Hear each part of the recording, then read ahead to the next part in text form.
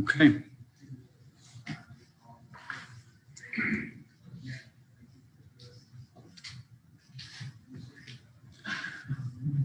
Good evening, Kenton community, and welcome to another parent forum. My name is Sabatino Samato. I'm your superintendent, and I just want to go over the format for tonight.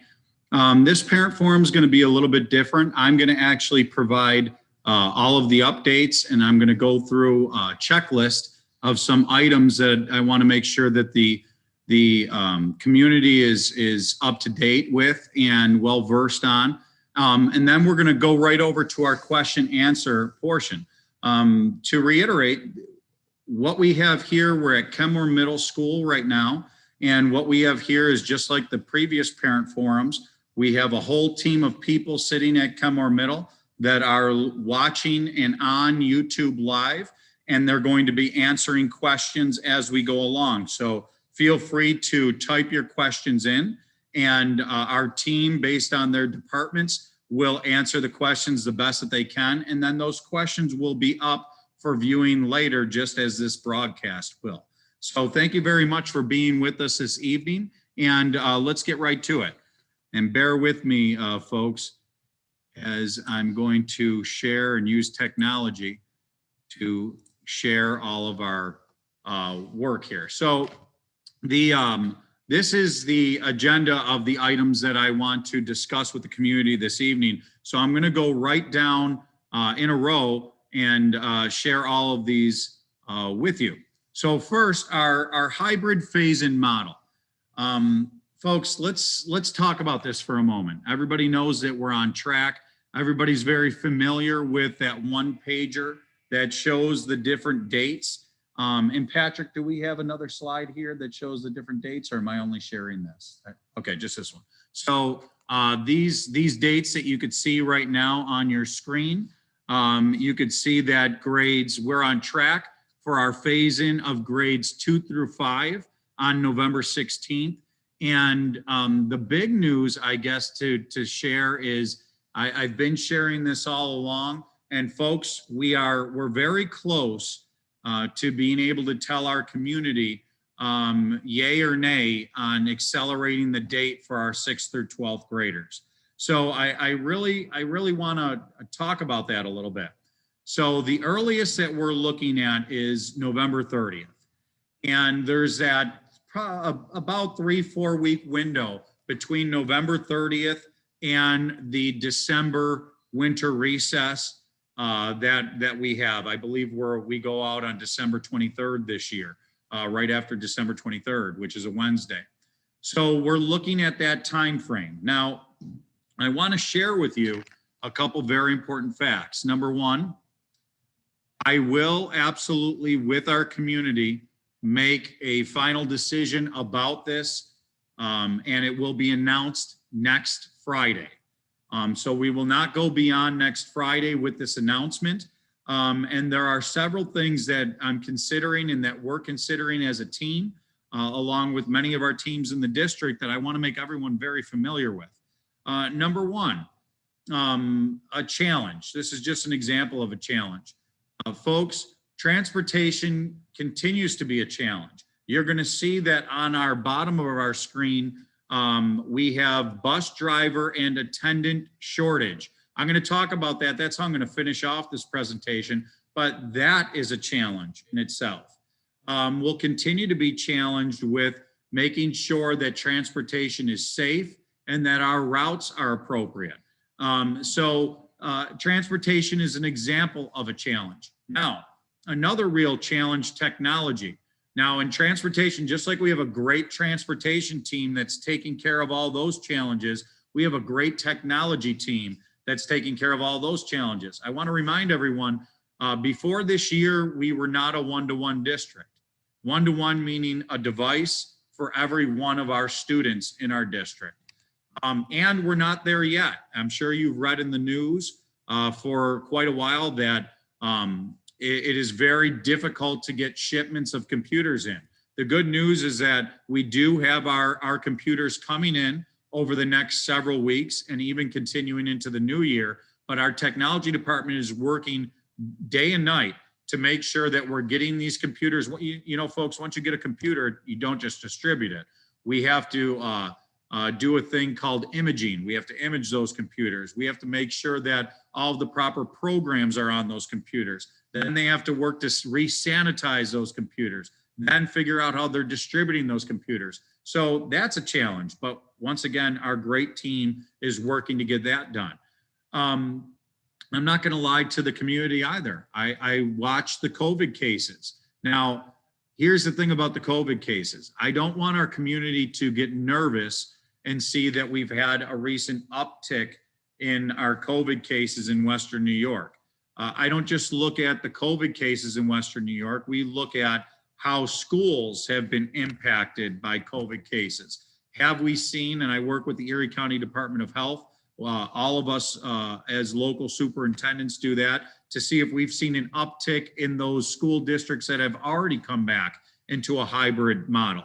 And so far, the data is looking good. For those of you who read the newspaper and are able to check our Buffalo news every day, yesterday I was a little bit nervous about an article that talked about zip codes, but today I'm less nervous because it shows our most hardest hit zip codes in the area. And right now, we're really not falling into that mix. We have a couple of our zip codes that border on some other zip codes that may be a little bit challenging with cases right now, but not for us at this time in Kenton. But nonetheless, folks, we are still in a pandemic. So all of these things come together when we're looking at this and will contribute to that final decision. Whatever we decide, when it's announced next week, if we do go with bringing students back, it will be in a phase-in model during those weeks, most likely. So I just want everybody to prepare for that. It's not a definite yet. And I also want everybody to prepare for the fact that at any time, all this can change. Ladies and gentlemen, we've seen other school districts, other schools have to shut down at a moment's notice, not because they're shutting down because they're so COVID overridden, but there's certain things that would lead to that. For example, if several staff members maybe tested positive and had to quarantine, and we're worried about having enough teaching staff for the students to operate safely. You've seen school districts pull back because of that. You've seen if there's been times that it might be on a Thursday going into a Friday. So far, we have not had to do that as a district, even though that we do have some students back, but that could change. So I don't want us to become overconfident, might I even say cocky when it comes to how we've been proceeding. We always have to use caution. We always have to use pause, and we always have to make sure that we're proceeding safety. The safety of our students and our staff and our families is the #1 priority. That's the #1 objective. It has been all along. The next topic, winter athletics. So right now, that key date of November 30th is what was announced over the summer as the target date for winter athletics. The update that I'm giving to you right now is that winter athletics are not a go yet in Kenton. We're continuing to evaluate them, but I want to remind everybody that winter athletics include basketball, bowling, cheerleading, ice hockey, indoor track, rifle, wrestling, boys swimming. We're looking for guidance from NISFA, that's our New York State High School Athletic Association. I apologize about that, but just like we looked at it for the fall, folks, we're going to look at each one of these sports. So I cannot promise you anything yet, but I want to let you know and encourage you to understand that we are continuing. We're already looking at this. We're already assessing it. We're already receiving guidance. We have great people in our athletics departments, from our coaches to our leaders in the athletics departments led by Mr. Brett Banker. We're really looking deeply into this with our Board of Education, and more announcements will be coming out soon regarding it. I'm going to skip daily health screening for a second, and I'm going to bring up the COVID dashboard. So one of the things that I'm going to do right now is first explain this COVID dashboard, and then I'm going to show you how to access it through our district website. because we've tried to make it easier for our families to be able to link. So first, let me explain the COVID dashboard. The COVID dashboard, ladies and gentlemen, New York State NYSDOH means New York State Department of Health, shares a number of COVID cases in school districts through daily reporting. It's accessible under our reopening tab. I just want to break this down for you. This question has been posed to me several times. Well, Samato, do we know how many cases are in our schools? Absolutely. This is the tool to know how many cases affect our schools at all. The letters that I send home to the community, whenever there's a COVID case in a school, I will only send that letter home if the person that is infected or had to quarantine actually was in the school, may have actually exposed others. So for example, if we have a student that is completely virtual, has not stepped foot in the school, and has been diagnosed with COVID, and they have tested positive, so they have a positive COVID test, I'm not going to announce that to the community, but it will be reported on this dashboard. So with that, I want to be clear and show everyone how to get to that. So bear with me as I bring this to you, and you should be able to see right now in front of you, you should have our district website. That is actually, no, we do not. I want to bring you right to the district website. So this is the district website. Everybody should be pretty familiar with the district website and what it looks like. So it's very easy. If you go to our reopening tab, under reopening, you can go right to COVID-19 data dashboard. It's right in the center of the display. And when you click on that COVID-19 data dashboard, our wonderful tech people here in Kenton have made it so it brings you right to the New York State Department of Health government site for COVID-19. And I just want to show you how to use this. So just a quick glance, 30,000 foot glance, the COVID-19 report card, you can see it says right in the middle of the page. If you scroll down, it gives you categories that you can start doing searches in. Since Kenton is a public school district, I'm going to go to public schools. And when I click on public schools and then you scroll down again, it tells you, it gives you, you could either put an address in or a school district or a school or district name. So if I go to this search bar, folks, I'm just going to type in Kenmore. I don't have to type in more than that. And you could see that it starts to give me some various options. And you can see Kenmore-Tonawanda Union Free School District. I'm going to click on that and hit search. And now when I bring that up, you're going to see some explanation of COVID-19, lab reported data, school district COVID reported data. And then if I keep on scrolling down, you're going to see it gives you an overview of Kenmore-Tonawanda, of our school district. You can also look at all this data for each individual school. So that's by going to the site and searching under our district, you'll be able to see your school and every school. Now, where does this data come from? Every day, our building leaders are submitting this data based on confirmed cases in partnership that we find out from Erie County Department of Health. So people may even ask, well, what if a student or a parent or, excuse me, even a teacher tells you, I've tested COVID positive. So we have a procedure that's in place with Erie County that we confirm it with Erie County. We never go off of something that somebody tells us. We work with Dr. Burstein's wonderful crew in Erie County and make sure that who we have charted as somebody who has tested positive. Then Erie County does a very intensive check on anybody who is considered a close contact. And they define how that close contact looks. That's when you're starting to get into these 6-foot rules, mask rules. There are some rules that even if they follow all of our protocol, they're still considered a close contact because they've exceeded a number of minutes, let's say. that somebody's been exposed to someone who is COVID positive. Now, folks, I'm not a doctor, and I'll never even play one on TV, but I promise you this, there's so much that you learn by reading and really paying attention to this. For example, I'll give you something that I learned.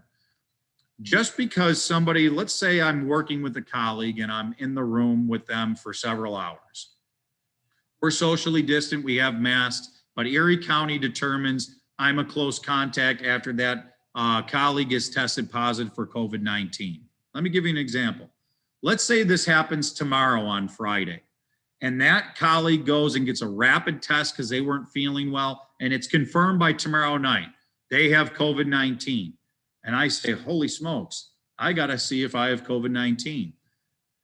Erie County will give you the advice of when you should be tested. Until the time of you being tested, minimally, you're going to be quarantined. They're going to tell you to quarantine for 14 days.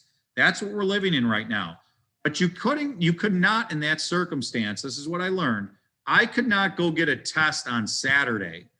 And because that comes back negative, that means that I'm definitely COVID-19 free. Because the time that it takes for this virus to actually show up, mature, whatever the technical terms are, the medical health terms are for it, Erie County will actually determine for you when it's okay for you to get a test and see if it's positive or negative. So that's why there's so many different angles and different ways that this all branches off for us, not only as a community, but as a school district. So this is a nice tool for families to see, for families to look at. It's something that is updated regularly. It's something that you can count on from our district. Actually, Erie County holds us accountable for making sure that we're updating that, as well as New York State Department of Health. So it's a very helpful tool. Now, that leads us to, I want to go back up to daily health screenings. Folks, we're starting to come back now, and tomorrow I'll give the updated numbers of which school took the lead for the percentage of people completing the daily health screening. It is so important. We need you, families. I can't say it any other way. Making sure that is always part of the procedure in the morning. Make a little note, I've seen some families make it a procedure where it's on the refrigerator and they know that, little note, we got to complete the attestation, because we really are counting on that our families know that if they can answer those set of questions, all know, like, for example, do we have a fever? Have we been exposed to anyone with COVID-19? Because if you answer any of those yes, you are not to report to school.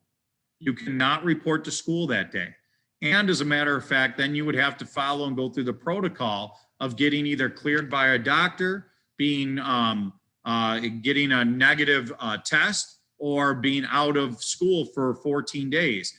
As much as that is so terrible and hard, it is the procedure under the pandemic. And we have to make sure that we are following those procedures. Community and schools together, that's not a Samato procedure. It's not a Kenton requirement. That is our requirement in New York State that we must follow. So we really need families' help with that daily health screening, with that attestation. Each day of in-person attendance at 5 a.m., that's what goes out. And please, folks, if you could do it through the email before the text comes out, it actually, the way we have that set up, it gets a little bit more expensive for the district if we wait for the text. I'm not trying to make you feel bad for that. It's just during a time of pandemic where money is tight, anything that we could do to follow the email part of it and get it done when the email comes out before the text messages come, it's a huge help. So daily health screenings, we can really use your help, and thank you so much for all the families that have done a great job. So tonight I'm going to finish with the information part with this bus driver and attendant shortage. So folks, our transportation folks are working really hard, and our bus drivers are most times the first people and the last people that our kiddos see coming to school and going home for the evening. And they do such a fantastic job. They love our children. Safety is always the top priority. It is tough during pandemic. It's tough. We've lost some people to retirements. We've lost some people to health concerns and health issues. So we have a shortage right now. So we have this new program, and we're trying to think out of the box to get these employees, to get people signed up. So we need our community's help.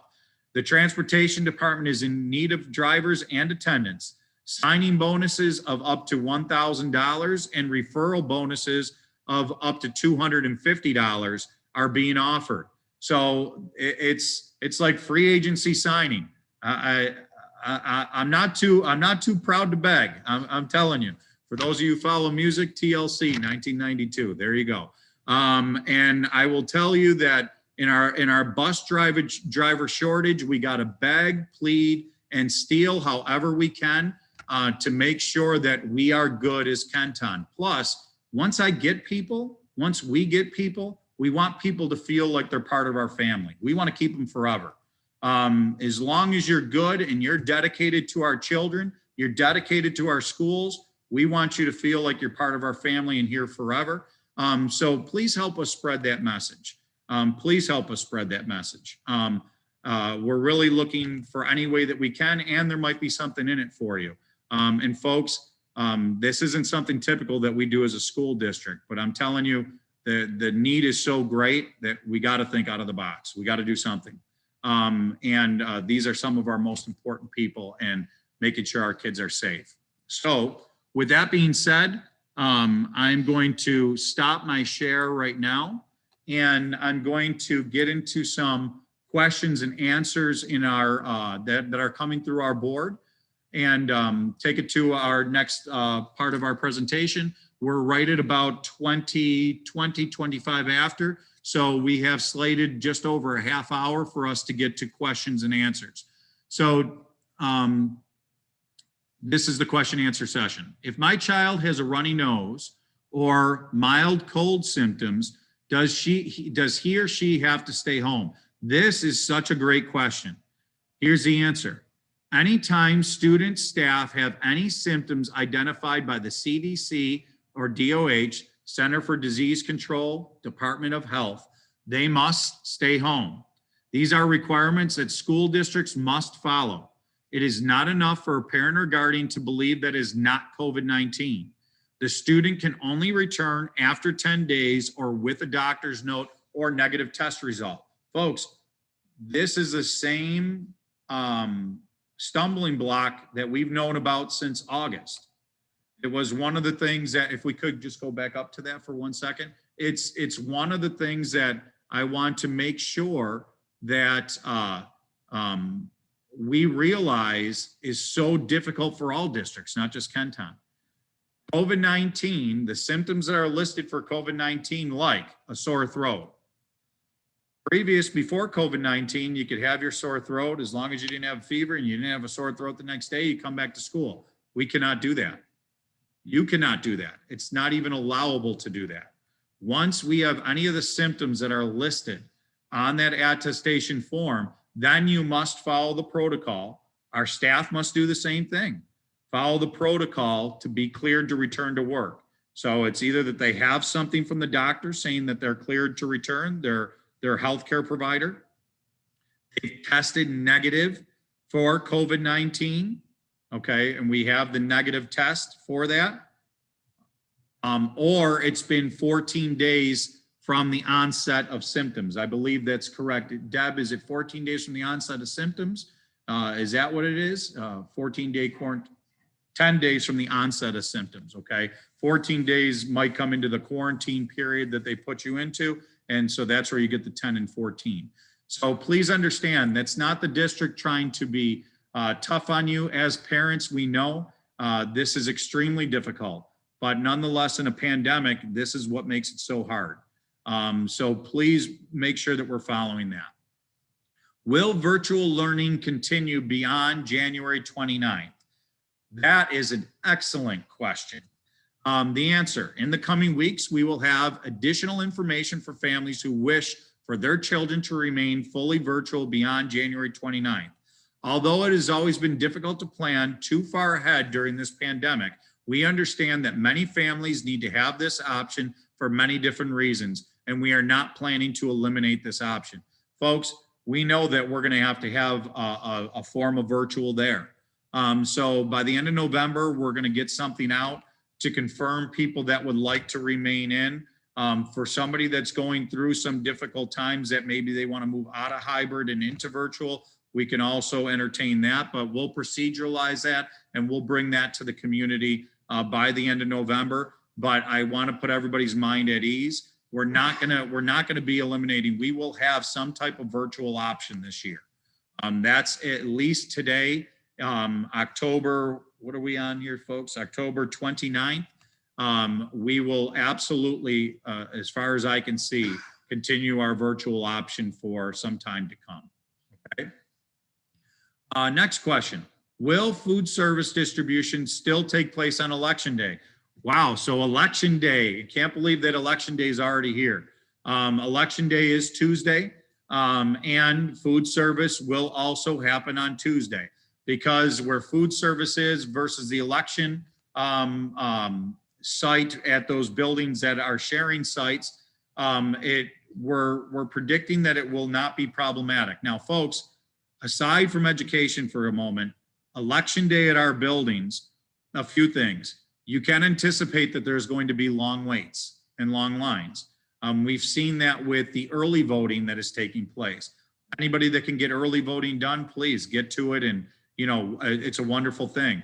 All I'm going to ask is for patience. Now, I'm going to also tell people, I have, in case if you go to an election site and you see an officer, okay, the officer is not meant to be there to intimidate. The officer is there for guidance, for anybody that, and also to be perfectly honest, folks, our buildings are open to the public at that time. And I want to make sure, just like we always do with our public school buildings, that they're safe and secure. So please don't be intimidated. It has nothing to do with voting. That's a decision that I've made that's a little bit different than previous years because of the mass of people that we're anticipating and expecting. And I know our Kenton community is top notch. So there's probably not even any concerns with anything, but I just always want to make sure that everyone is secure at all times. So next question. Long, short answer, yes, food service will happen on Tuesday. Next question. When should we expect a call from contact tracers if our child was exposed? Assume if we don't get a call, we are okay. That's all part of the question. So should we assume this? Here's the answer. If you do not hear from the ECDOH, the Erie County Department of Health, that's in contrast to the NYSDOH, New York State Department of Health. Erie County focuses on just Erie County.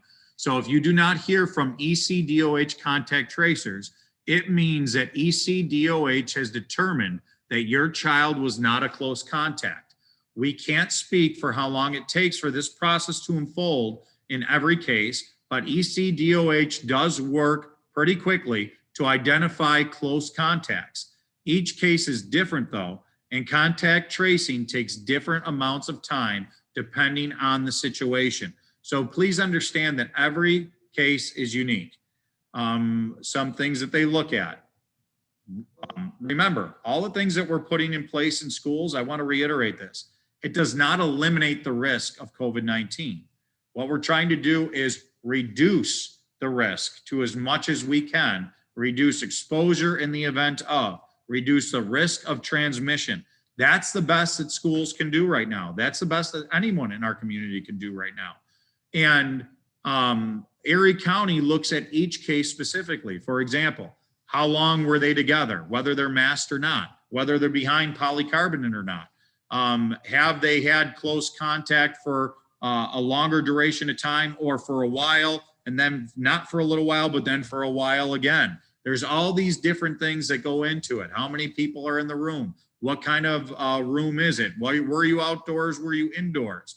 So Erie County, they are the experts. They have been phenomenal with making sure that they follow through. Not only have I heard on our end from the cases that we've had to discuss with them personally, but also I hear that from all of our colleagues in surrounding districts. It is a huge task, so please be patient, but please be cooperative. If they tell you you're quarantined, you're quarantined. They will also notify us if kids are quarantined. So please make sure that you follow that.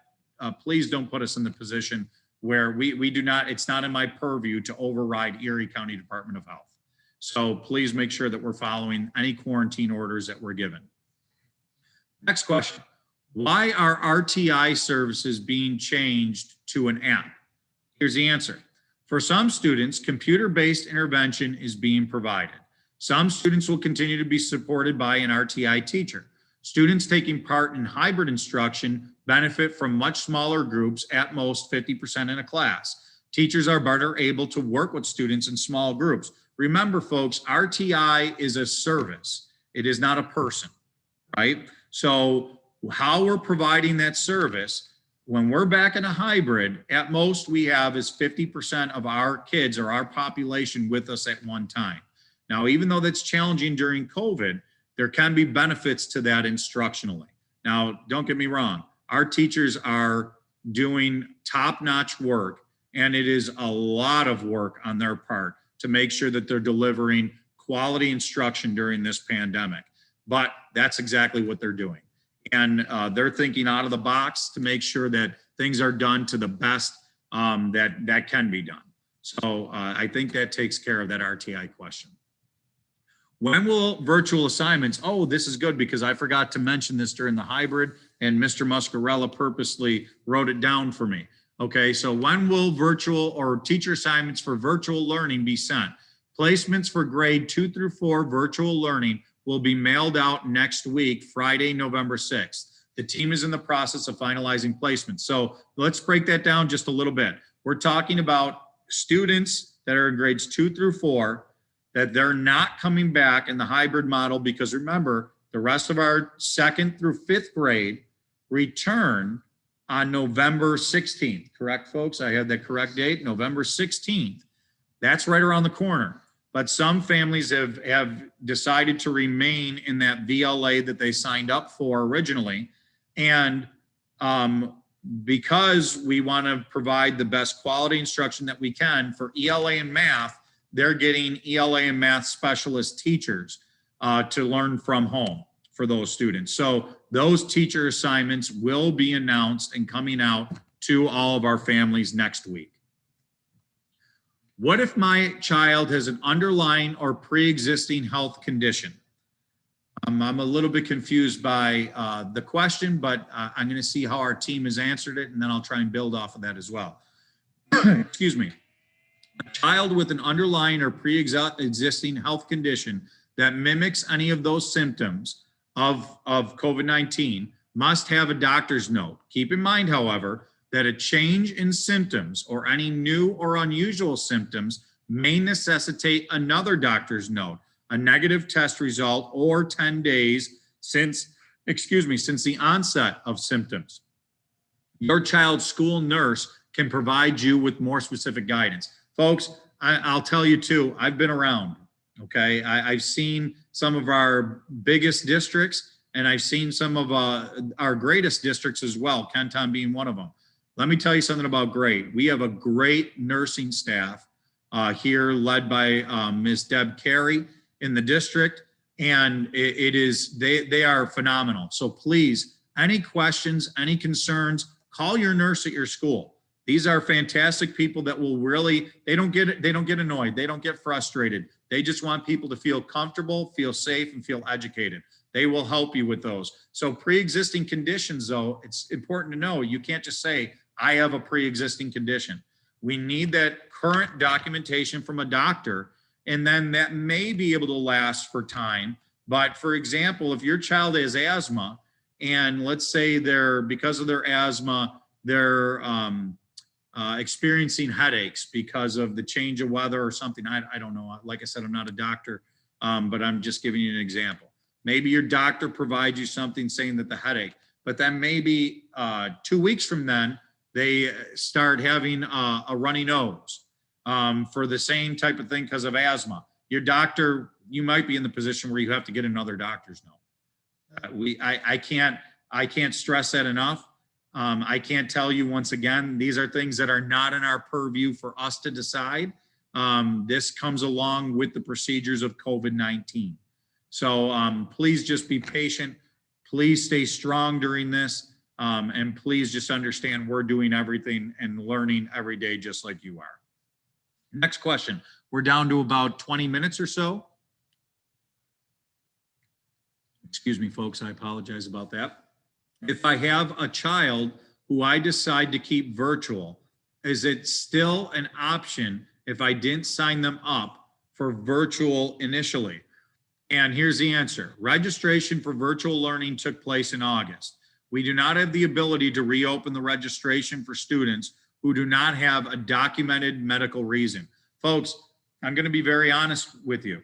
So we're saving everyone's slot that is in virtual in the hybrid, right? So that your kids can come back to hybrid and they'll have their original teacher.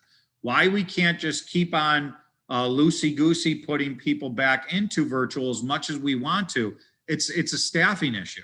That's not our staff's fault, but there's only so much staff and there's only so much we can afford to do as a district. So unfortunately, that's why we needed people to sign up originally. Now, when we come into the next round, we'll take a look at that and we'll take a look at our numbers and see how we're going to bring that out to the community again. If you have a serious, a medical emergency, a medical thing that needs to be addressed, then yeah, of course, call us and we're gonna work with you. It has to be a documented medical reason. But please understand, this can't just be based on, yeah, I'm going hybrid, and then tomorrow I didn't like this thing, this news report that I saw on this channel. So now I don't want my kid to go back. We can't function that way. It's not feasible for us to even maintain this for longer than this year of offering multiple modes of instruction simultaneously. It is not the best instruction in a regular time. It's not, and it's not feasible to continue. But for right now, we're doing everything that we can to make sure that we're offering the best, the most that we can for our families. It's not ideal. It's not the best when we talk about education in the long haul, but we know we're going to do our best to make sure that we're providing our best. So that's where we are right now. Please understand the constraints that we're faced with as a district there. Would you consider a rule, next question, would you consider a rule across the board allowing a grading curve or allowing late assignments? Oh, this is an interesting question. Answer, teachers understand the challenging circumstances of the pandemic and have been encouraged to utilize flexible grading practices. Please contact your child's school if you have any suggestions or ideas. So folks, I really want to encourage you.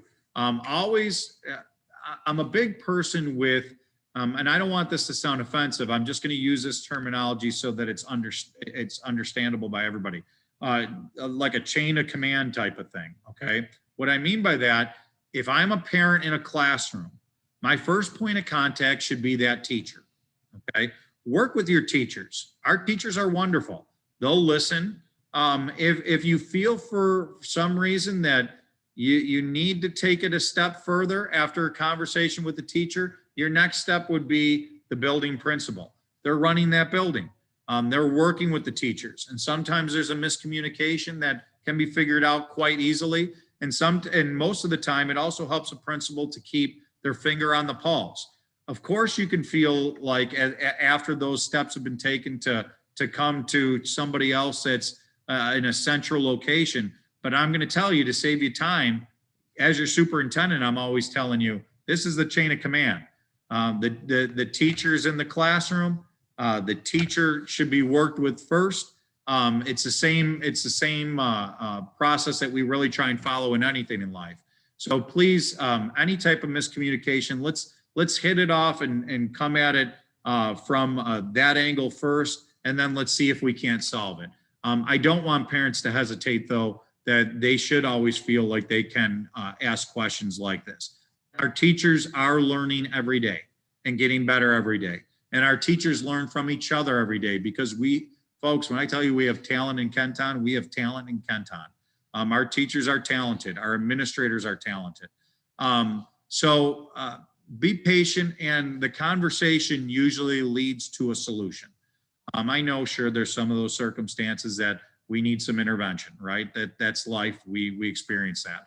But we have professionals in this district, and they do conduct themselves that way. So please give it that avenue, and let's try and work together to get some of these solutions. When the last group goes back in person, what happens with the at-home days? Are they synchronous or asynchronous? Okay, I think I understand this question. Let's see how people here on our team answered it. For grades 5 through 12 students who are attending school as part of a hybrid schedule, these students will log into their class for synchronous instruction. Okay, now I get it. So in other words, for our secondary students, on their asynchronous days, they're actually logging into their class to continue their instruction.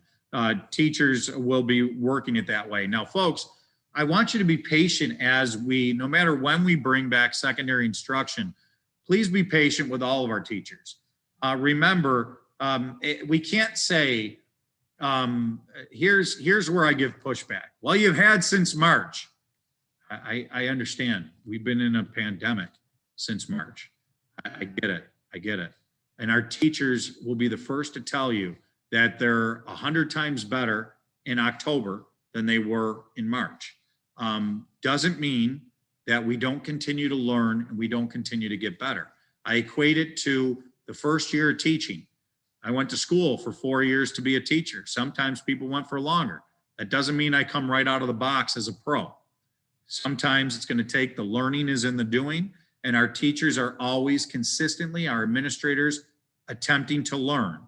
They're learning and they're doing. Our secondary people are going to be doing when we bring, just like our elementary people are doing it right now. And you hear from our wonderful elementary teachers, great teachers. And they're saying, you know what, after we got past the first couple of days, we're getting better and better and better, because that's just the attitude in Kenton. So please be patient. I know it's a challenge. It's not more challenging on anybody than it is on families. We understand that. Just please understand, those teachers all of our teachers are working their tails off. So please work with the teachers on that. If high school students return early, will fully virtual students have to return as well?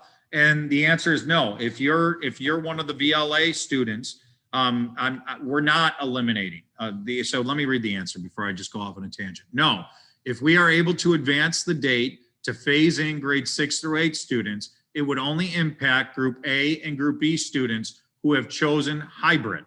Students who registered for the VLA will be able to stay virtual, and that answers it all. So our virtual students will absolutely be able to stay virtual. That's it's very important.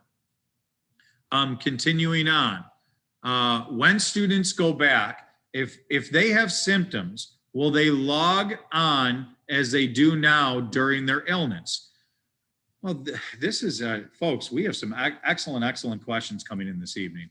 The first priority, here's the answer. The first priority will be for your children to rest and recover. If they are better and able to attend virtually during their time off, then we will provide flexibility until they can return to hybrid.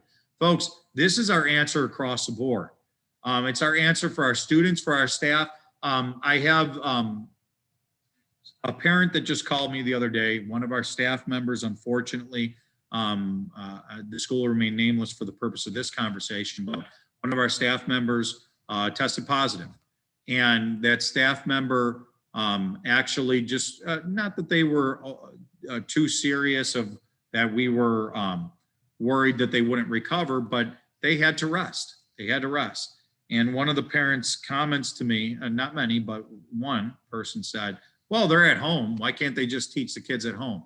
Trust me, I promise you, our staff, that's the first thing they ask us when they're able to in this circumstance. I promise you, that's the type of people, that's the caliber of people that we have in Kenton. So understand, if people aren't, the part about being in a pandemic is that you have to rest and recover. Rest and recover. Okay, so the same way for students, the same way it'll be for staff. I would encourage our families and our parents. Sometimes I know you never get time off, right? You may be in that position. Please do the same.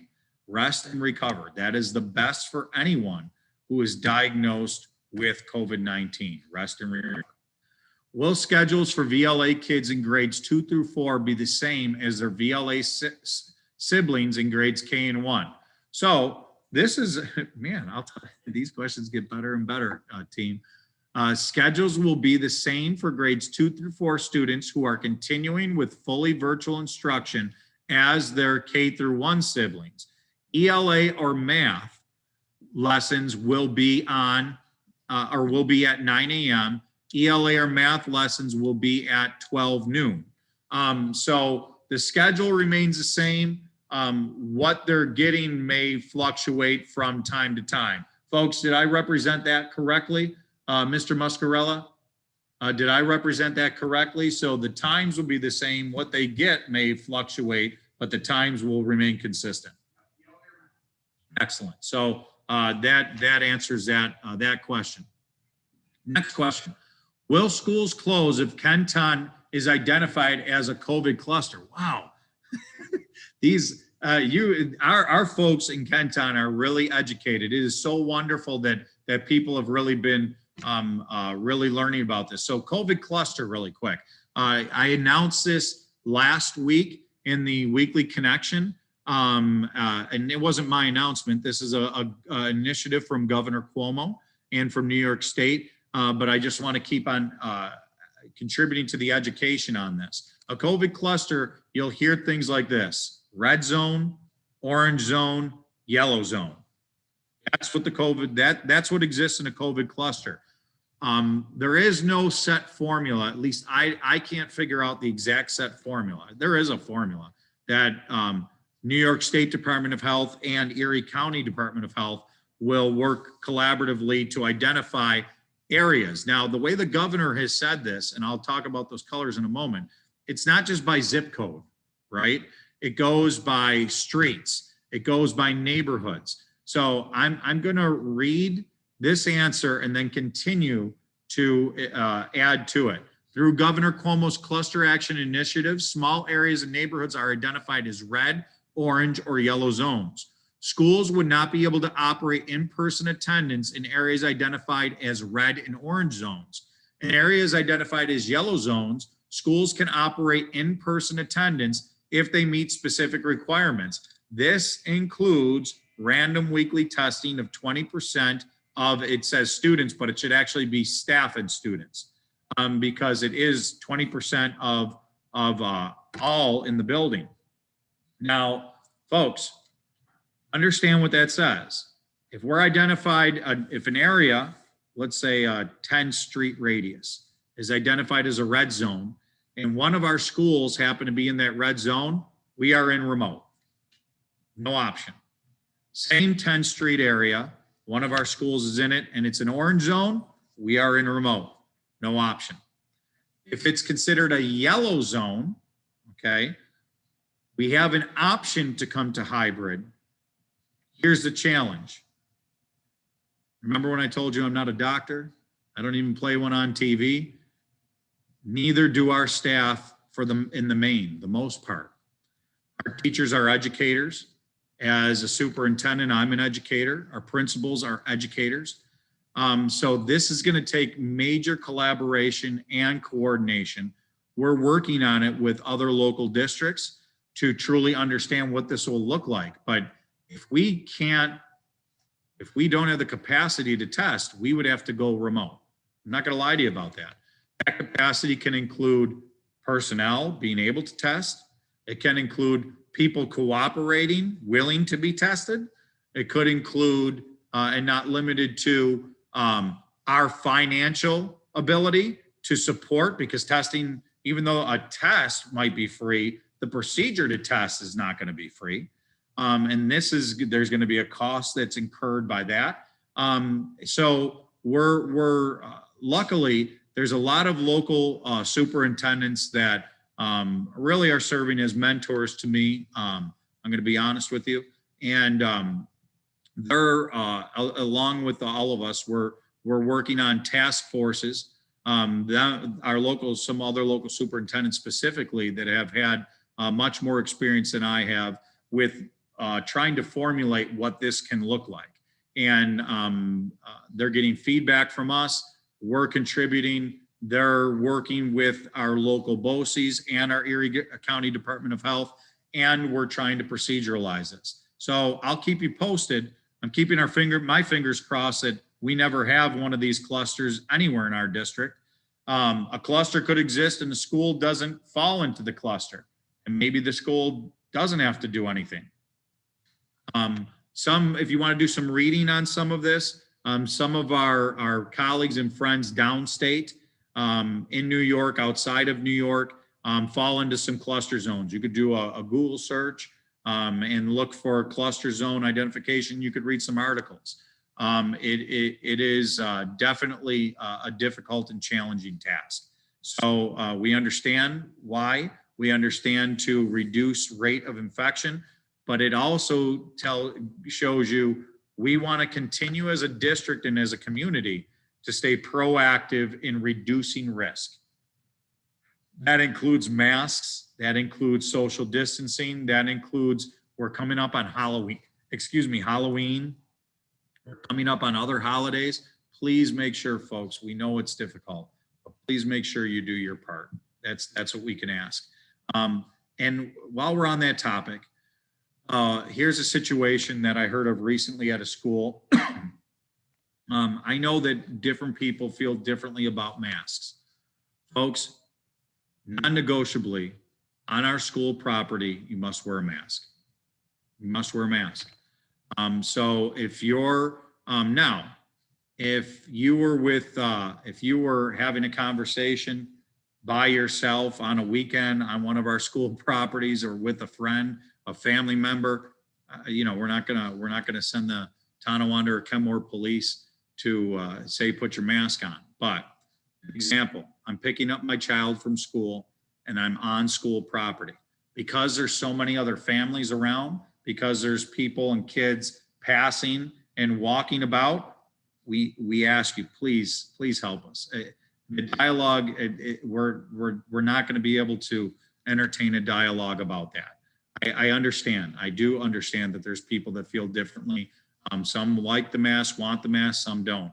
But we're a school district and we need to follow those regulations. You saw recently, actually it was just this morning, that Mark Polenkars, our Erie County executive, was on the news saying that for those that aren't complying with mask requirements, the county is going to very simply say, do it or else. He even used the reference I saw in the news that if they have to close schools or school districts down, then that's what they're going to have to do. With that being said, it's tough. We get it. Please just comply.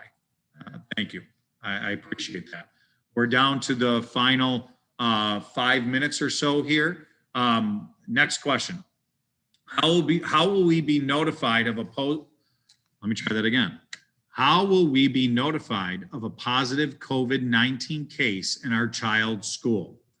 The answer, while in-person instruction is taking place, parents, guardians will be notified if a student staff member who had been present in the building tests positive. You will receive a letter electronically via email and text message. It will also be posted on that school's website. Please note, we cannot release any identifiable information. So just to go a little bit deeper into this answer, somebody called up and said, so can you, and they weren't being nasty, they just were an honest question. So can you at least tell us if it was a student or a staff member? Folks, we can't. Let me give you an example. We closed down a classroom because of a COVID-19 positive, and we're being out of an abundance or caution or quarantine reasons. And then I tell you it was a staff member. It doesn't take much to deduce who was a staff member that tested positive. And there are many regulations that we have to follow as a school district, following different privacy laws. I won't get deep into those, to make sure that we're not sharing personal or identifiable information. Okay, so please understand, Erie County, if you are affected, we'll call you. Erie County is working with our school leaders and our schools to know anybody that tested positive, where they are at all times. And what type of exposure people have had that are around them and who those people are. So please understand, that's why the procedures are in place, from attestations to sign-ins to making sure that we are kids, when you come back to the school, making sure that you're staying on only one side of the hallway, making sure that you're staying socially distant, making sure that your masks are on. These are all crazy, terrible things that we have to do on a daily basis. As the kids would say, on the daily. Yep, we get it. But they're in place so that in the event that somebody tested positive, that we could say for certainty these procedures were followed, and it might prevent other people from being quarantined. So please understand, everything's there for a reason. Will there be winter sports? So that was something that we talked about in the beginning. We're waiting further guidance and collaboration, even from our, not only our Board of Education, because that will be the major collaboration in our district, along with our families, but also the New York State Public High School Athletics Association. The state has selected November 30th as a start date for winter sports. We do expect some additional guidance. And folks, we will continue to tell you over the next weeks. I'll tell you, we are going to face some difficult decisions with this. We're going from predominantly outdoor sports to now indoor sports. Last time when we went through fall, me personally, as your superintendent, I'm going to be looking at low and moderate risk sports differently than I'm going to be looking at high risk sports. Not necessarily about approval, but it might be approval. It might also be the precautions that have to be taken. So none of it's going to be easy. This is not going to go away. And folks, speaking about going away, I'm not trying to paint gloom and doom here, but ladies and gentlemen, we're in it for the long haul. I want everybody to understand that. Even if a vaccine were to come out tomorrow, okay, as a school district, I can predict that we're going to go into a phase where distribution of the vaccine, people taking the vaccine, also that we still have to follow guidance while vaccines are being administered. Then we have to wait to make sure of effectiveness. So things like masks and social distancing, maybe even hybrid, are going to be around a lot longer than an announcement of a vaccine. So please, let's pull up our bootstraps, realize that now on the front end of it, and we'll help each other get through it. I know it's frustrating. I'm not going to have the arguments or the discussions about what articles are saying from this news agency versus this news agency. I go by what we are directed to do by our CDC and our Department of Health and our New York State Education Department. Folks, I report to people as well. So I will always follow the protocols and the requirements as your superintendent, as difficult as that may be. So please, let's continue to be in it together, whether we agree with protocols or not. Thank you very much for that ahead of time. We'll get to our last question now. What if I answer yes to one of the questions on the daily health screening? The answer: a student must stay home if you answer yes to a question on the health screening. You would need to contact your school nurse to determine, based on the circumstances, when this child can return to school. Folks, I'm going to tell you, we are going to have more guidance coming out on this health screening, because this is what we can't do. Okay, little Tino, let's pretend I'm back in my high school days. Little Tino, I'm keeping you home today because you're exhibiting a symptom, but I'm just not going to do the attestation. We can't function that way either. Folks, we have to be honest. If we're having symptoms, if we're symptomatic, we cannot all become doctors. It's one of the biggest inconveniences during this pandemic. It's the hardest part about that. I know it gets parents screaming. I'm a parent. It gets me frustrated. It gets me very frustrated as your superintendent, but it's the procedure that we must follow. It is the biggest challenge of this pandemic. So please make sure you're helping to really reduce the risk. That's what this all boils down to, reduce the risk. So with that being said, we are at October 29th. We have Halloween coming up. We will still do a superintendent weekly connection update tomorrow. It will focus much on these same things. I will make a final announcement by next week regarding early return of secondary and what the plan is there, if it's going to occur or if it's not. I want to give families enough time to really front load and be ready for that. And with that being said, folks, please be safe. The worst thing that we could do right now is become complacent with the fact that we're in COVID. Sure, we're becoming used to our new normal, but please do not let your new normal let your guard drop. We must make sure that we keep things safe. We must make sure that we keep people safe. My biggest concern is also our families, our elderly, people with underlying medical conditions.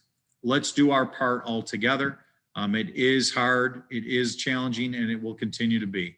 But together, I know that we can be Kenton strong. It will make us Kenton proud, and we will help each other move Kenton forward.